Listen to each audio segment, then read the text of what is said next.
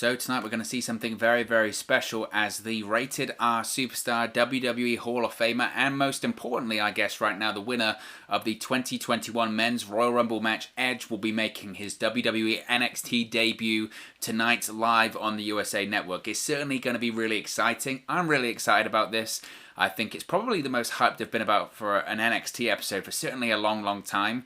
It's just great news. It's great news. Obviously, the announcement was made yesterday, and you can spin it a load of different ways. Obviously, AEW's got their Beach Break episode tonight on TNT, and is this WWE counter-programming them? Probably, most likely. Again, I don't think that's necessarily a bad thing. The only thing that just frustrates me about the whole counter-programming element of it is that you have Triple H will come out and say, no, pretend like he's never heard of AEW. He'll be like, no, we don't counter-program. No, we just focused on ourselves. I just focus on NXT. I don't focus on anyone else. I didn't even know what AEW is doing at that period of time. It's like, okay, yeah, sure you don't. Is it counter-programming? Yes, it is. It is counter-programming by WWE. They're counter-programming AEW Beach Break, but look, I don't look at it as a bad thing because, frankly, it's about time WWE showed a bit of fight in the Wednesday Night Wars, and NXT, to be fair, since it debuted on the USA Network in 2019, it's just basically been one big counter program. The reason that it's on Wednesday nights on the USA Network in a 2-hour format, it's to counter program AEW. WWE doesn't want AEW to run unopposed on Wednesday nights because when they do run unopposed, they get over 1 million live viewers. And WWE knows that if AEW got over 1 million live viewers every single week and they start to build up a bit of momentum, suddenly 1 million viewers goes to 1.1, goes to 1.2, goes to 1.3, to 1.4, to 1.5, and then you start getting in that territory where suddenly every Wednesday night AEW Dynamite might be competing with the likes of Monday Night Raw on Monday in terms of the viewership that they bring in and potentially blowing them out of the water when it comes to the demographic. So WWE knows that they can't, not that they can't afford to have AEW Dynamite succeeding, but they just don't want to. Vince McMahon doesn't want to. Vince McMahon doesn't want any other pro wrestling company to thrive. He might say that other companies doing well helps him, but he doesn't want them to do well. He wants to monopolize the pro wrestling industry like he's done for the last 40 or so years.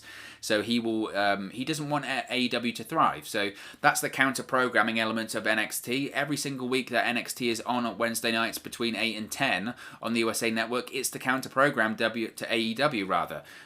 It doesn't just matter this week. NXT moving to that slot on Wednesday nights on the USA Network has always been the case to counter-program AEW. Now, obviously, Triple H likes to say, well, we were on Wednesdays first, blah, blah, blah. And it's like, well, okay, yes, you were, but you were 1 hour on the WWE Network on Wednesdays, and most people didn't watch your stuff live, they watched it on demand. You announced that NXT was going to the USA Network on Wednesday nights between 8 and 10 after AEW announced that they were going to Wednesday nights on TNT between 8 and 10. They counter-programmed AEW rather because they don't want them to succeed. So that's the situation right now when it comes to Edge being on NXT tonight. Is it counter-programming? Yes. I don't have a problem with it. It's about time WWE fought back. When you look at the grand scheme of things, AEW should be beating NXT every single week. They should be beating them in the key demographic. They should be beating them in viewership. Why should they be beating them in all of those key metrics? Because AEW has way more stars than NXT does. Way more stars. You've got Chris Jericho, Jon Moxley, Sting, Kenny Omega, Cody Rhodes. The list goes on. And the indication that they're way bigger stars than anything NXT has right now is if you looked at it this way, if Chris Jericho, Cody Rhodes, Kenny Omega, Sting, Jon Moxley, etc., if they were signed to WWE right now, would they be on the NXT brand? Absolutely not. They would be on Raw and SmackDown because they're bigger stars. So when you look at the star power that AEW does have, they should be beating NXT every single week. But it doesn't mean NXT can't fight and try and compete. I've always said if WWE truly wanted to win the Wednesday Night Wars, if they truly wanted to compete with AEW on Wednesday nights, not just draw a couple of thousand viewers away from them, what they would really do is put some main roster stars on that brand. They would say, what, we want to compete with AEW, the Wednesday night market is very important to us, we're going to put an AJ Styles on NXT. Or you know what, Randy Orton, if you're not doing anything for the next 12 months, we're going to put Randy Orton on NXT, we're going to build the brand around him, we're going to do something really big. They've never done that because they really don't want to compete that much with AEW on Wednesday nights. They know they can't compete with AEW on Wednesday nights. Their sole purpose of having NXT in that slot on the USA Network on Wednesdays is to take viewers away from AEW. That's the whole point. So really, when it comes to this counter-programming, again, it doesn't bother me. It is what it is. I'm actually just glad WWE are trying to fight, trying to, put some big stars on the show like an Edge. Maybe it will serve a purpose for them to continue to try and do that in the future. When it comes to Edge tonight, though, on NXT, it's very exciting because not that NXT wasn't legitimate anyway, but it does legitimize NXT as once again being this fully fledged, easy for me to say, main roster third brand. In 2019, WWE did their best to tell the casual fan, to tell the audience at home, historically NXT, it's been the developmental brand. People get called up from NXT to Raw or SmackDown. That's what it was. Since it moved to the USA Network, since it's now on cable television, since it's on the same network as Monday Night Raw, now it's the main roster. It's a fully fledged third brand. Imagine saying that after a few drinks. It's a fully fledged third brand. And it's on the level of a Raw or a SmackDown. And they made sure that they emphasized that point when they had NXT be involved in the Survivor Series build in 2019. They really emphasized that point when they had NXT win overall at Survivor Series in 2019.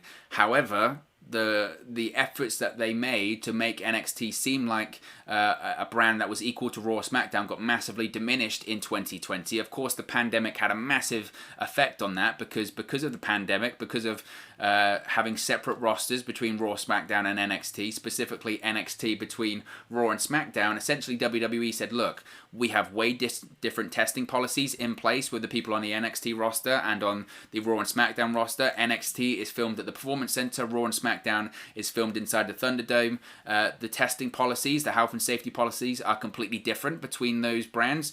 Those in the Performance Center are tested like twice a week, whereas people for Raw or SmackDown are tested before every single show.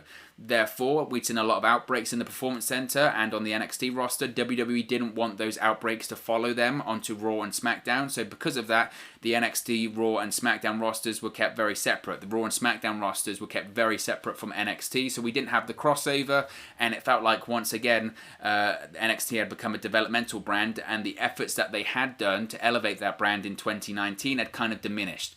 Now, that isn't to say that they can't get it back, and I think given the start of 2021, I've seen NXT be heavily involved with the likes of the Royal Rumble this past Sunday, and we've seen people like Rhea Ripley and Damian Priest get calls up to the main roster. Maybe we're starting to see, once again, this crossover between Raw, SmackDown and NXT. Maybe we're starting to see NXT be treated once again like a brand that is an equal to Raw or SmackDown, and that's why having Edge on NXT tonight is so important, because if Edge, look, he won the Royal Rumble, the Men's Royal Rumble, on Monday night on Raw. He didn't confirm who he was going to be facing. He said, look, I'm going to let everyone know who I'm going to be facing soon, but I'm weighing up my options, as it were. He could be facing Drew McIntyre, the WWE Champion from Raw. He's been advertised for SmackDown on Friday. He could be facing the Universal Champion Roman Reigns. It's highly likely he's going to be challenging Roman Reigns. That's according to the plan from Dave Meltzer from the Wrestling Observer newsletter, that Edge will be facing Roman Reigns for the Universal Championship at WrestleMania 37, but if Edge just went to Raw and SmackDown, people would say, well, that goes to show what WWE truly thinks about NXT.